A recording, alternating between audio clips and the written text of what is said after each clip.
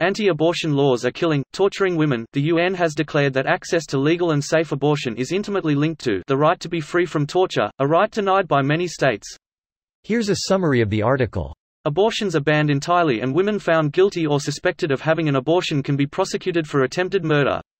El Salvador's anti-abortion law is similar to the laws of the Dominican Republic, Haiti, Honduras, Nicaragua, and Suriname, which outright prohibit abortion, criminalizes victims of sexual violence and victimizes women who wish to exercise their right to access reproductive health care, pushing them to illegality. Legal restrictions on abortion often cause high levels of illegal and unsafe abortion, and there is a proven link between unsafe abortion and maternal mortality, the Center for Reproductive Rights explains. Marge Burra, coordinator of the International Campaign for Women's Right to Safe Abortion, says abortion has been historically restricted for three reasons: to protect women when the practice was dangerous and deadly, and to protect fetal life, and because it was seen as a sin. The correlation between restrictive abortion laws and mortality rates of pregnant women seeking termination refutes the argument that anti-abortion activists are pro-life, as the implementation of pro-life agendas discriminates against women and threatens, or outright violates their human rights to health and a dignified life. The current trends around abortion laws and perceptions of abortion rights to healthcare, despite the backlash, are favorable to women and their reproductive health.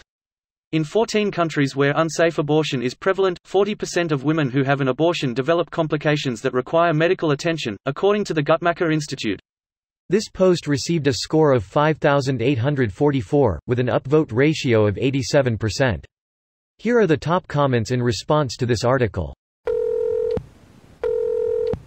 Sounds like a good thing. Leaving religion out of it, women should have safe, legal access to abortion. Look at a country like Russia, which has always had a very legit abortion system and policy. Even though the number of abortions a Russian woman gets in her reproductive years has declined over the last few decades, it's still up there. Many women there wait to have a child in their later 20s, as opposed to fresh out-of-school mentality. You can see this happening in China as well, because of the newly minted middle class. I consider myself fairly religious according to my own beliefs, but I still think women should always have the right to make this decision. It's their body, their life, their future. They decide. End of story. Yup. Pretty much this.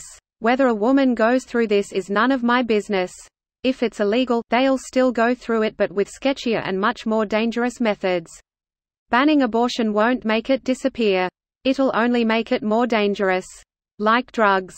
Or alcohol. Didn't we go through this before? Being pregnant would be utter torture for me, not only for my own reasons, but for the pain and complications that would come with obtaining an illegal abortion. Practical reasons aside, the biggest issue for me is that I never ever want to be pregnant. I am doing everything in my power to avoid ever becoming pregnant, but few things are 100% I do not want to carry or deliver. If I were to become pregnant and I was prevented from obtaining an abortion by law, I would go out of state or out of the country to get one. You may or may not have done this already, but there's a big list of doctors that perform those surgeries on child-free, and you might find more people over there who can support you. What you are dealing with definitely sounds like tocophobia, and you're not alone. I have tocophobia too, and I'm also child-free. Christ, the comments in this thread. Controversial sorting it is. UN is weird to me. It's like half the things they do are great and the other half are fucking terrible. To the people out there saying only if it's medically necessary, who is deciding if it is necessary?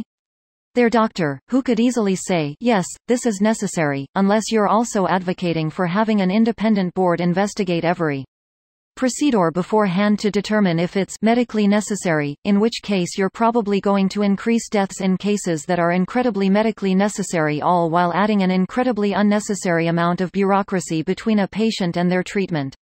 We'll review them after the fact, sure, we'll just make sure that everyone's medical records are readily available for arbitrary review. This video was automatically created by Reddit to speech. The article and comments in this video were selected from Reddit according to their upvotes, and any paraphrasing was performed by SMMRY.com, without any human intervention.